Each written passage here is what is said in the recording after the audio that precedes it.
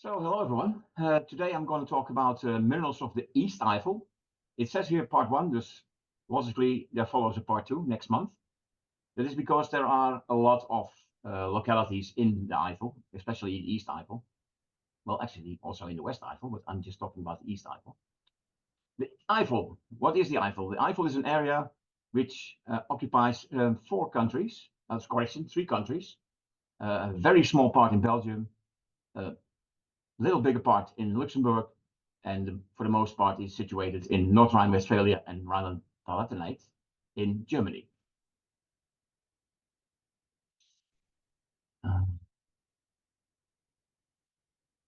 I'm talking about the East Eifel volcanic field. It's the EVF, and which extends from Burgbrohl in the north, Andernach and Neuwied in the east, Koblenz to the southeast, and Mayen in the southwest.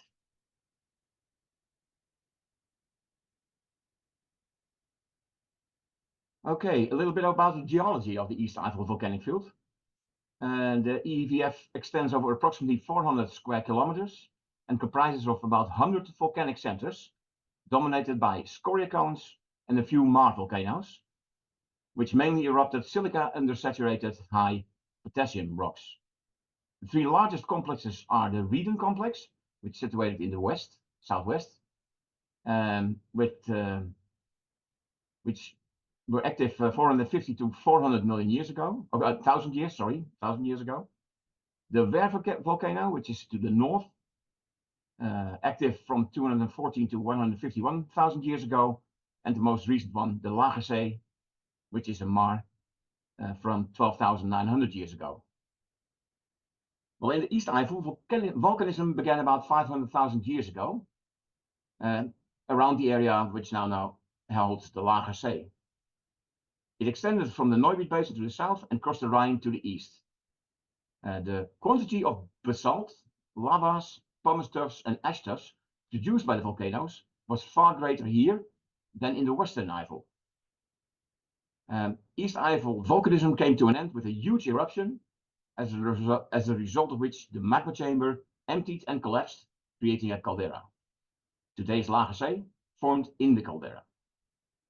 The ashes from the eruptions can be detected today in deposits all over Central Europe and as far as Bornholm, is an island in Denmark, as a thin layer.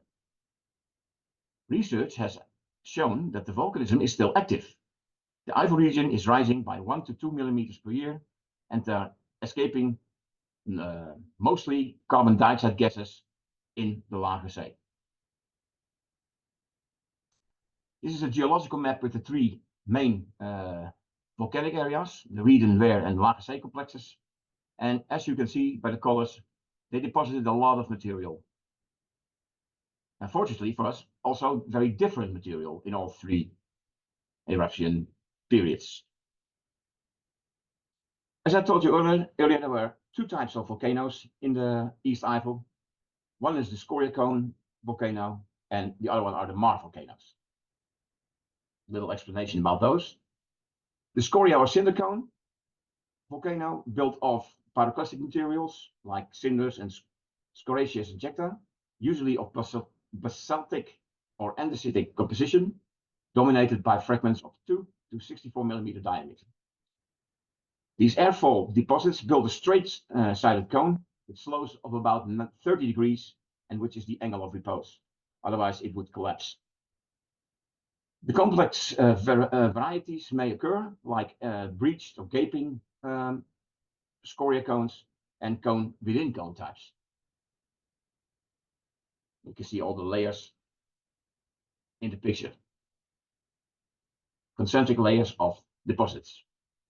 A Maar crater is a crater often occupied by a shallow lake, which is produced by an explosive volcanic eruption. Like I said in the beginning, it was actually the end of the explosive volcanic activity in the Eifel around 13,000 years ago, and normally it is surrounded by a low rampart or ring of ejected material. Typically, Mars are formed by explosive interaction of volcanic magma with groundwater, so the explosions were violent. The ejected material is a mixture of country rock and highly fragmented ash. Well, today I want to take you to 14 localities in the East Eifel, mostly around the Lage Zee, which is the lake in the center here. And these are the localities I will be visiting with you today. A little explanation of how my mineral pages are set up. Of course, there's the middle name and the chemical formula on the upper left. Its rarity on the upper right-hand corner. The explanation of the colors is range from blue, from widespread, to endemic and purple. A description of the mineral, of the specimen, like the color, the size of the photograph, and a photo, of course, of the specimen, and if it's a type locality mineral, yes or no. In addition, there will be sometimes a yellow star on the right-hand side of the picture, which indicates that I got the picture from Steve. First locality is the Pellerkopf.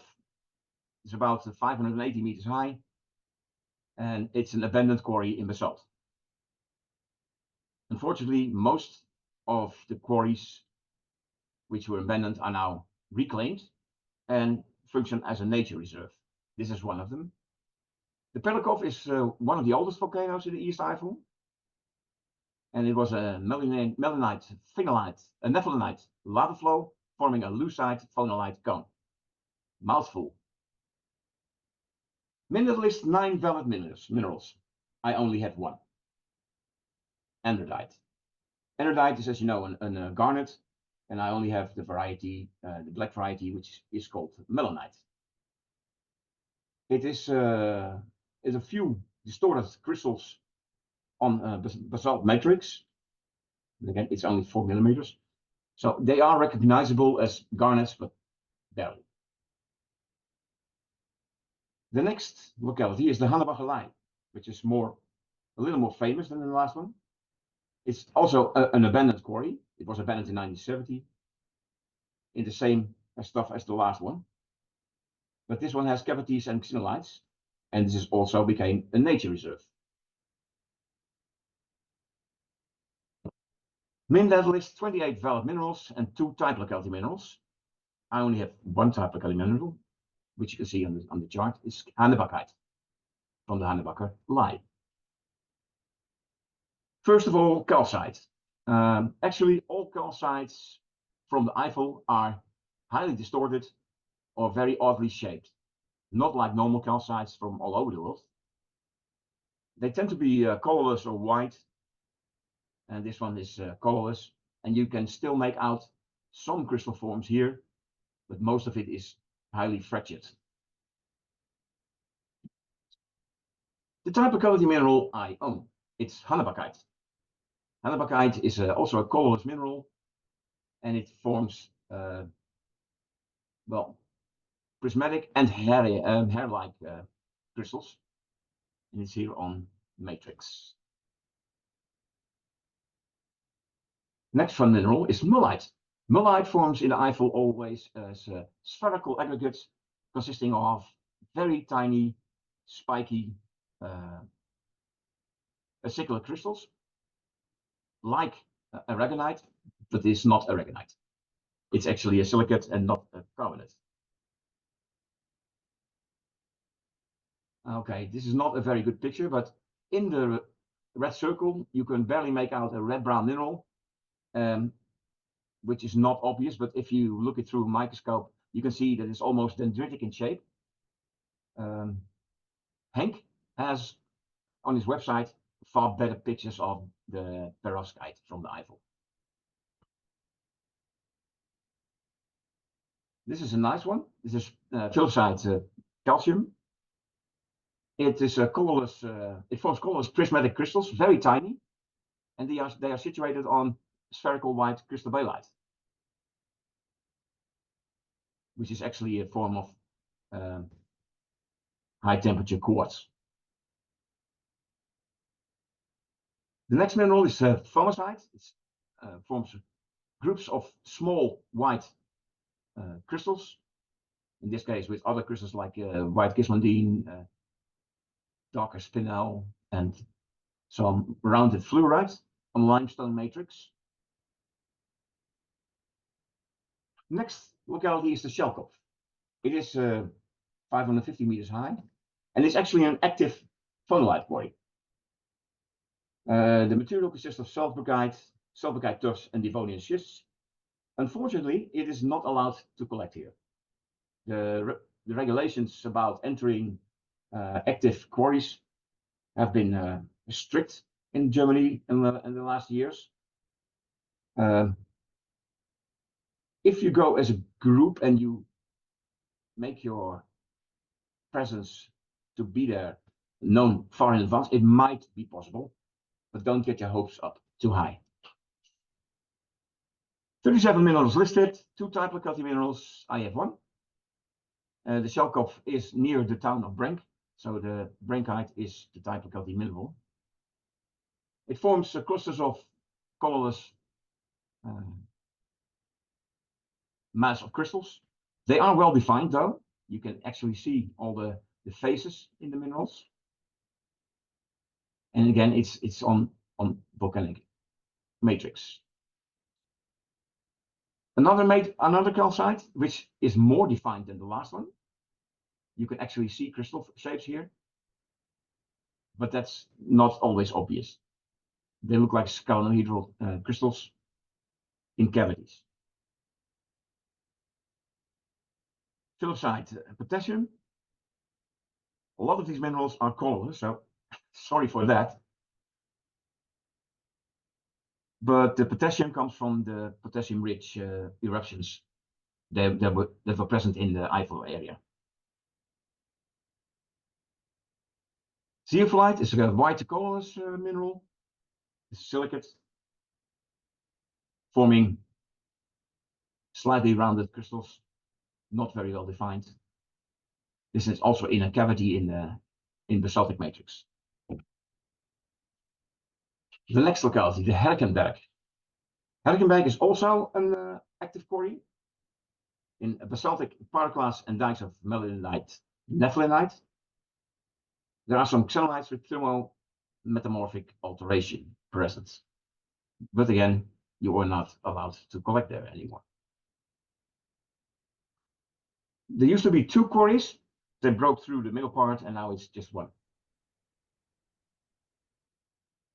The endodyes from this locality are very tiny, but they are nicer in color. They are red-brown. And you see it's found in small crystals in pumice matrix. So the matrix is also very fragile. Okay, this is not a special mine. Most of the specimens you see here today, I collected in the 80s, in 85 and 86, myself, with a friend. I got this from another friend of mine who said it was aragonite. But if you look at Henk's page, it is almost the same shape and colored mineral, and it's called calcite. I'm not sure. I think Henk's right, because the aragonite usually forms as spiky acicular crystals, like this one. And these are nice sprays of aragonite in cavities, small cavities in the host rock. The Leilenkopf. Again, today a nature reserve. Again, an abandoned quarry in the same stuff we already had. But this one had our carbonate-rich stuffs with xenolites. This is how it looks today. You can see it's been overgrown. There's some pathways down there. It's very nice to walk through, which you cannot collect anymore. Here you can see the aragonite, which are actually parallel growth of very spiky, thin, acicular crystals. And a fun about the Leilenkopf is that the calcite found there is almost always of hollowed tubes. I have no idea how they form. Probably around another mineral which got dissolved later on, I presume, but I don't really know. But almost all the crystals of the calcite you find on Leilenkopf were from the hollow type. hollow tubes. The Koongskopf, another abundant quarry, and as a result, a nature reserve in the same stuff, the nepheline lucite bassanite. Here you find 17 valid minerals, but also manganese oxide, sodium calcium manganese oxide, which is not very attractive to look at. It's bossyoidal masses of black stuff. Then again, most manganese minerals are.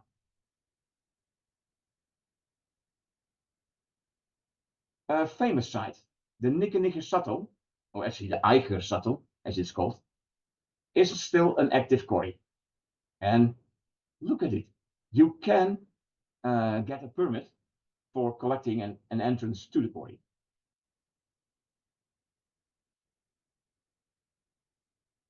There are also a lot of minerals found there, 75 valid minerals in one type locality. The type locality is nickenite.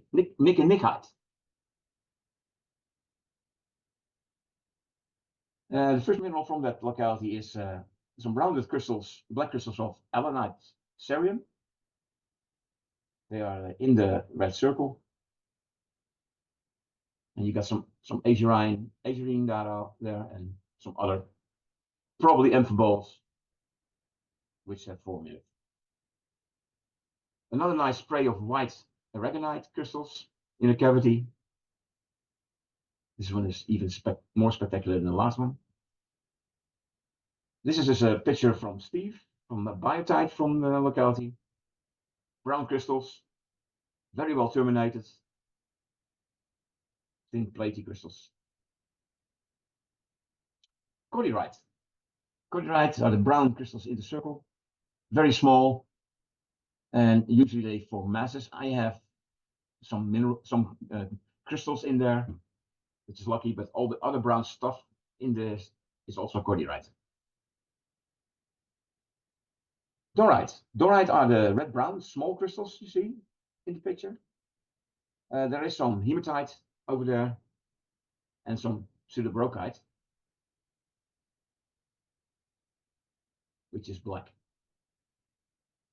A very nice group of dark green andesite crystals.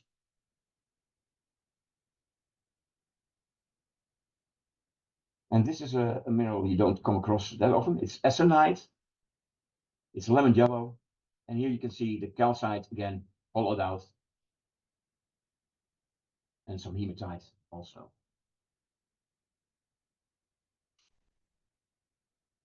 The forsterite. Well, actually, it's forsterite fiolite series. But the forsterite tends to be more red-brown than the fiolite. And this is with a piece with azurine, green azurine crystals, dark green on a pumice matrix. And this is the fiolite. It's more brownish. And it's an elongated, very well defined crystal with some pseudobrochite on matrix. Hematite. Hematite always forms platy crystals, sometimes in very intricate shapes.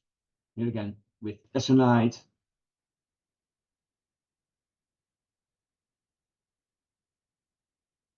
Magnesium-ferrite is another oxide, and like the name suggests, it's magnesium and iron. It shows up like it makes crystals tetrahedral in shape, and they always grow in cavities.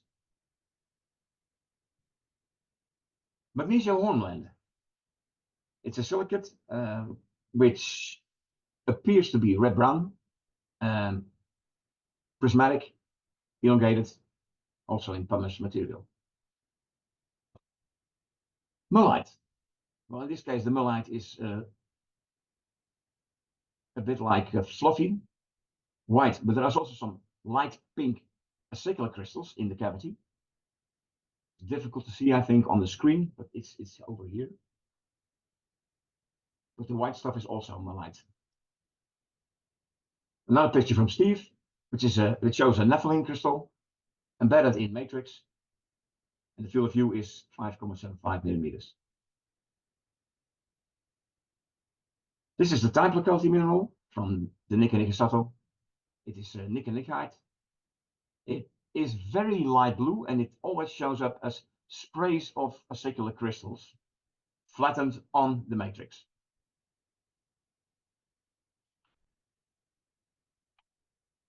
Summolite, it's not the nice ones over here. This is biotite, but it's the black crystal over here.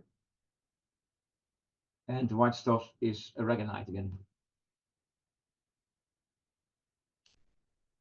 This is a very unusual and highly damaged and etched philipsite calcium crystal. It's pale yellow, and it's only as it shows up as a single crystal in a cavity in the matrix.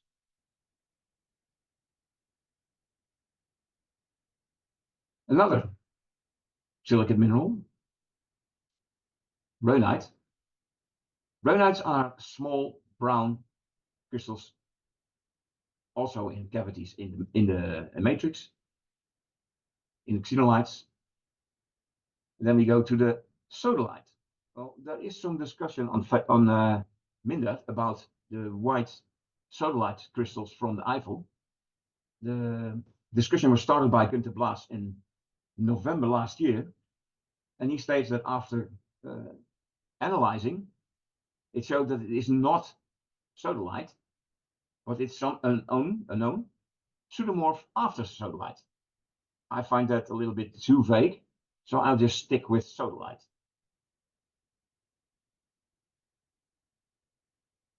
Some brown yellow wagnerite crystals, which is a phosphate. So there are phosphates in the Eifel. Not many, but there are. Here you can see in the circle colorless zircon crystal with an elongated dark green azurine crystal on quartz matrix. The next locality will be the Taxbush.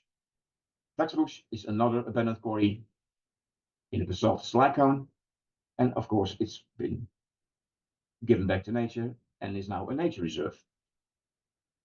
It's made up of trachytic pumice, tuff, and tress, and it got some very nice visual features like these folds.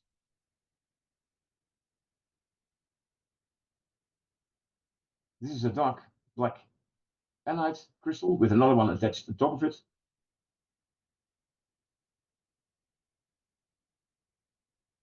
Another picture from Steve. This is a blue corundum crystal, sapphire.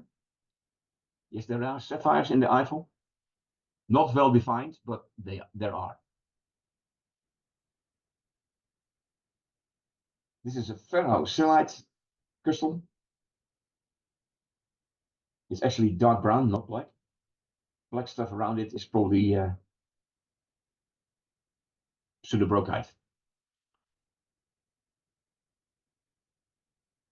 Then a not so typical locality. It's actually the Glazenfelder. Felder means fields, as you can see on the right in the picture.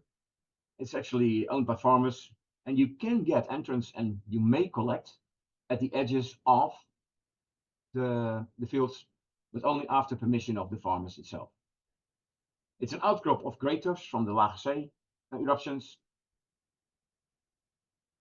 and it states in Mindert that there's 38 valid minerals, of which the Hawin probably the most knowable is. Azurine augite, dark green to black crystals. Another calcite which is really distorted.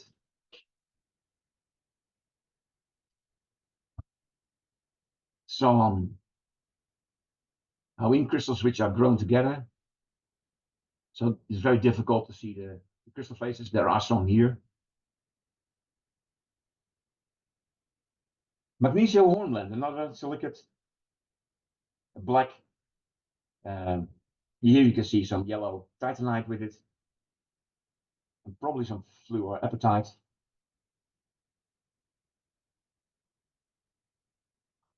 Magnetite, and you can also see that also the magnetite is rounded. It's all from ejecta, so it was liquid when it formed. And I made a mistake. with biotite and sanidine. Reptophane, cerium, forms as sprays of white, small acicular crystals in cavities.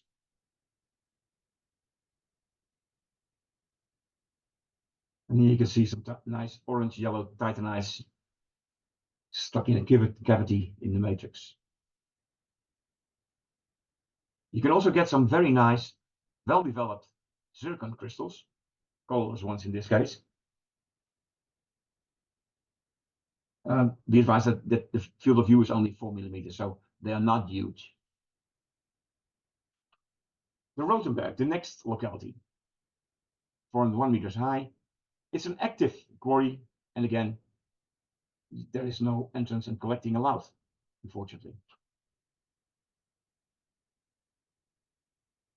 59 developed minerals, 2 type localities. I've got both of them. Calcite forms here as platy, thin, grayish crystals. Nothing like the calcites you normally know, but that's true for the whole of the Eifel. One of the type locality minerals, the ferriobertite, it actually is the crystal over here, the crystal over there, and the very thin one over here. They are very, very small, very fragile, and very rare. Edenburgite. Edenburgite crystals are green, shown here in the circle. And you got some white nepheline here, the colorless nepheline on matrix.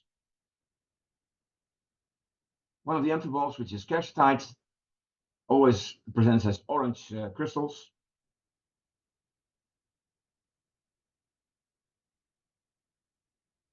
The second type of mineral is oxyphlogopite. Oxyphlogopite is a relatively new mineral. Normally in the old days, it would always been called biotite. It is not. It's dark brown, it's well platy, but it's almost always just a single crystal, and not like biotite, the whole crystals bunched together. Rhyolite is another silicate mineral. It's brown, lustrous, but also always small. These are the crystals. These are just masses. Ah, topaz, not as you know it. Topaz from the Eifel is always like a fluffy substance, like it exploded from a flower. And it's always white. Another nice locality is the Kroefteroven.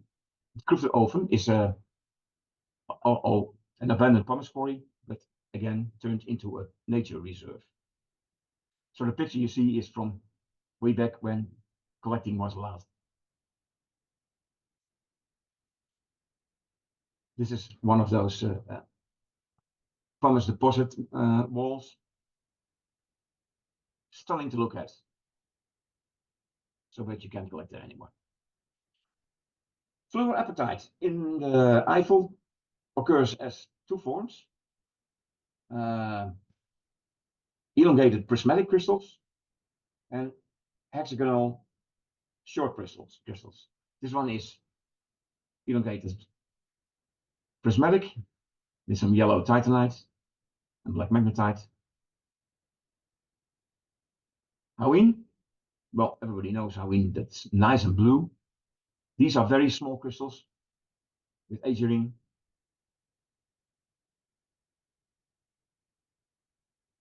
Nocian.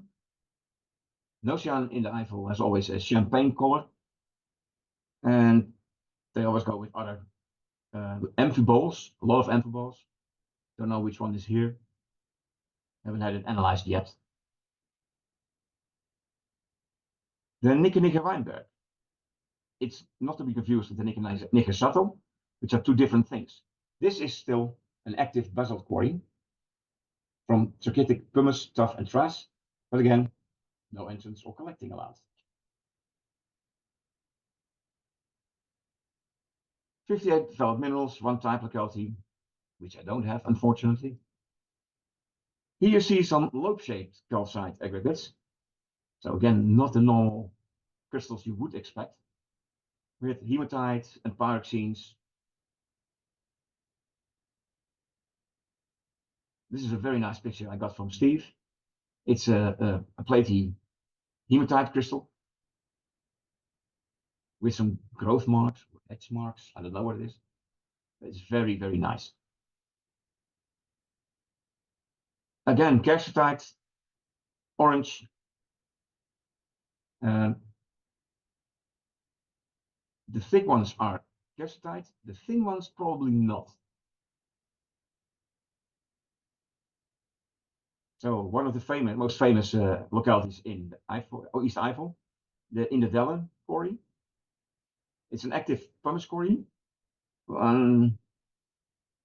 There's absolutely no entrance or collecting other than collectors with a specific permit, which act in behalf of museums, research institutes, and things like that. Still, there is a lot of material coming out of the quarry, which you can obtain. And in the 80s, it was possible to get in there. So there are 142 minerals, valid minerals listed, and 9 type locality minerals. I only have 1. This is britillite, cerium. It's not my photograph. I got it from a dealer because this is one I didn't find. It's pale pink circular crystals. This is the fluorapatite in the prismatic forms. And this is the one in the short hexagonal form. Fluorides. Fluorides from the Eifel are almost always weird. Mostly spherical and with inclusions and things like that. This one I got from Steve, which shows the spherical nature very, very good. Even the reflections of the ring light. Nice. The fluoronitropyrochlor. When Hank did a presentation on the Azores, there was a lot of fluoronitropyrochlor, which were very well developed, the crystals. Here they are not so good. They're always distorted, but you can make them out, and this is a nice orange-red one. I actually broke this crystal and tried to glue it together. It's very small, but it is. It looks molten, like this one. Steve's picture, however, shows nice crystal end plates.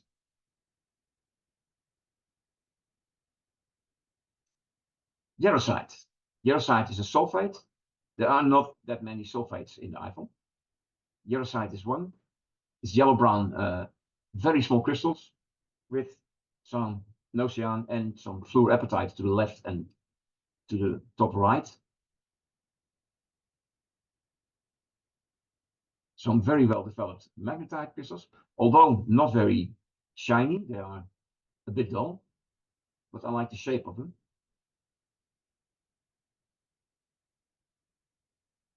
You also can see somehow in there. This is an odd one, a very rare one. It's peririte lanthanum.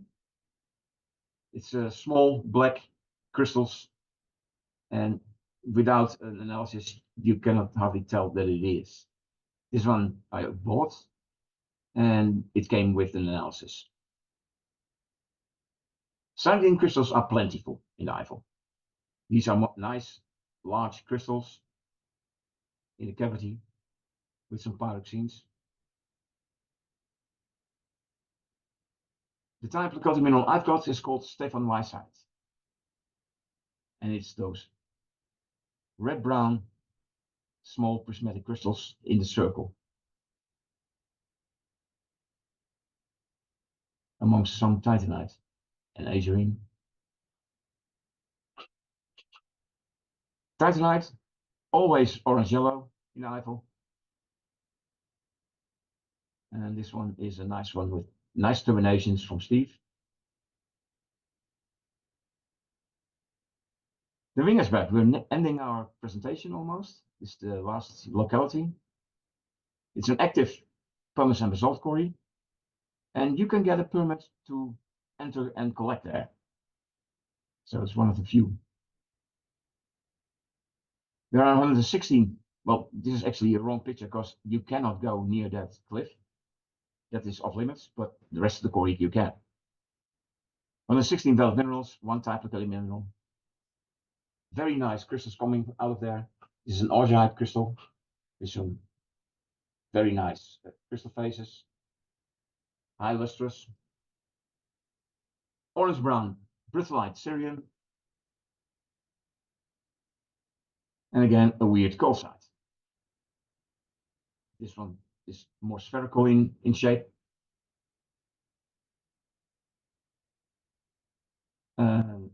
Prismatic fluorapatite crystal and a titanite above it. And in the top left, you see some hoween again. Some not well defined magnetite. There are some titanites, very small ones over here. But on the rest of the sample, there are more. Colorless, blocky sillimanite crystals.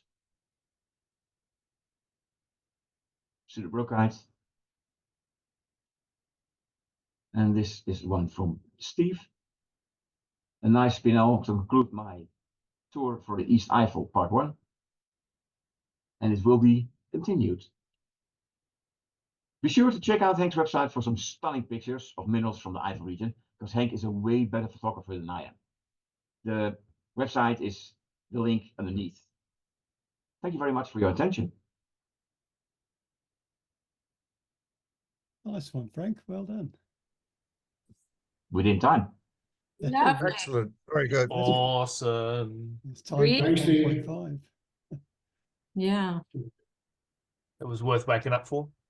Yeah.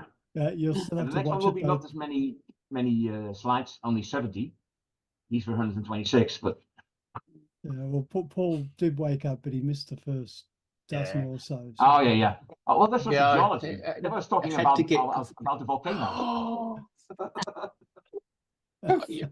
Think. Tell me you recorded it. Providing that I don't have any technical issues, don't moz me. Yeah. Anyone questions? Yes. Yeah, go. I've- Why are the calcites and the fluorites so distorted? What's your guess about? Yeah, I don't think there was enough of it when the mineralization ended, and B, probably not enough room to crystallize. Really? Right. I don't really know, but I think that's the case. Yeah. With the fluorites, they seem to be similar in some ways to some that you get in slags, and so maybe it's to do with the temperature or Yeah, probably. Yeah. Yeah. I'm If actually you- wondering. Sorry. If you look at the fluorite in slags in Greece, they all are rounded and all kinds of bizarre shapes, and there's nobody until now there's nobody who completely understands how or why this is happening. So it has something to do with the environment in which they grow. But Probably. how or why, nobody knows. At least not in Greece. But Yeah. I've never seen a very good specimen of calcite coming out of the Eifel. Never. Wow. The fluorite that you had, the round one, it reminds me of how in some material systems you get stuff growing out of a bubble of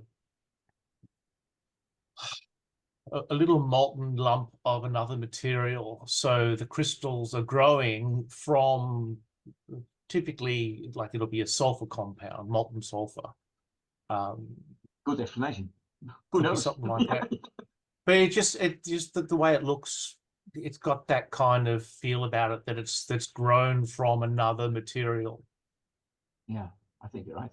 Yeah. It's a. Mm. It needs more research. We should fund that. Yeah, that's fun. Yeah. Mm. That's Right. picture you had of the fold in the ash layers. That might not be a fold. That might be hypersonic dunes coming from two different Oh directions. yeah. Yeah. I don't fully understand how that all works, but No. Yeah. Well, it's supersonic anti-dunes. You know, nobody understands how that works. I just it looked like a fault. It is not a fault. I know it's Steam because explosions. Yeah. Frank, I didn't hear you mention Wannenkopf at all in the oh, talk. it's the next time. The Wannenkopf is more to the south, Oh, right. so Oh, right. Okay. it's one of the big ones. The Wannenkopf is one of the big ones, so that's good. Must be on the middle of the two then. Yeah, otherwise, I could have talked about an hour and a half if I put everything together. So I split it into. Ah, okay. I would like to make one remark. That is, I don't share Frank's pessimism about the entrance possibilities. There are some quarries that are nature reserved, of course, in the meantime. But the other ones, if you ask nicely the owner, mostly you get what's called permission to enter. As long as you take your own responsibility and sign a form and that they are not responsible for anything. But you can get in. We were there often more than once. I'm just reacting on the sides of the mining companies now, which state that they don't yeah, sure, allow. Of course. But if you ask, I agree with you. It was easier in the 80s. You could just ask the guy on the door and knock on it and say, "Can I collect and look here?" Yeah, as long as you don't go near where they are blasting or excavating, it's no problem. it's fine. No. Mostly it's not a problem. No. It's what they say on the site. So at the beginning, we were talking, or Richard was talking about old books. I've got one that's probably not quite that old, but Minerals of the Lacquer Sea. Yeah. It's a really good little publication.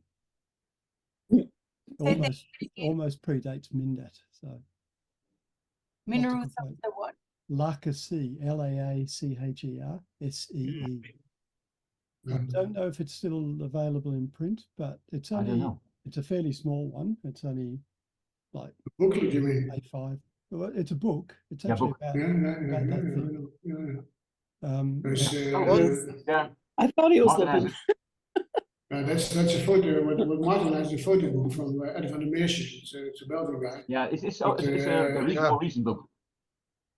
But there are books, small little books from the Eifel, from Greece, from Loman, from Clara.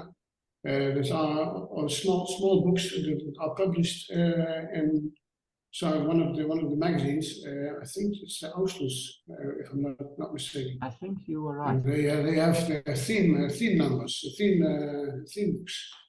I don't have a deal. I have them all because it's very, very handy. Steve Oh, that one. Yeah, Oh, yeah. Yeah, that's famous, but very old. Yeah. That's not what I meant. But there are. If I can find the time, I would love to go back to the Eifel because it's in my basement. It's such a nice environment and such a nice geological active region. All the books and still not got a clue what I've got in any of the specimens hardly. So next week on book club. Val, just for your benefit, I've actually put a link in the chat for the Lacquer Sea one. I'll make a picture of one of all the books and put them on. There you go. No, that's not the one I meant. There it is. Yeah. It's a good one, but it's very old. Yeah, it's very old, but it's actually very accurate. Yeah. It's also German. It is German, yeah. Yeah, that's right. The pictures are in English. Yeah, you can always look at pictures.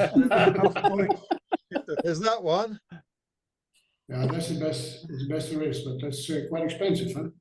Yeah, It's on Bernadotte. that was very expensive. Yeah, Gerhard, you have a nice one, $80. really nice Actually, one. Yeah, Actually it's signed just- by the But- author, so that was Oh, not really right. that expensive. Gerhard's Yeah. showing That was one a- as well. That was a gift from Willie.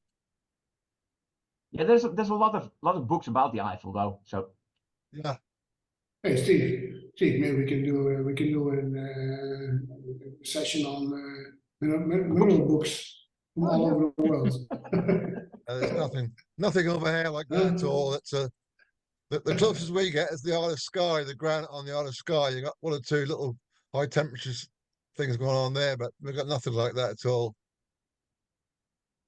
I mean, nothing like the Eifel.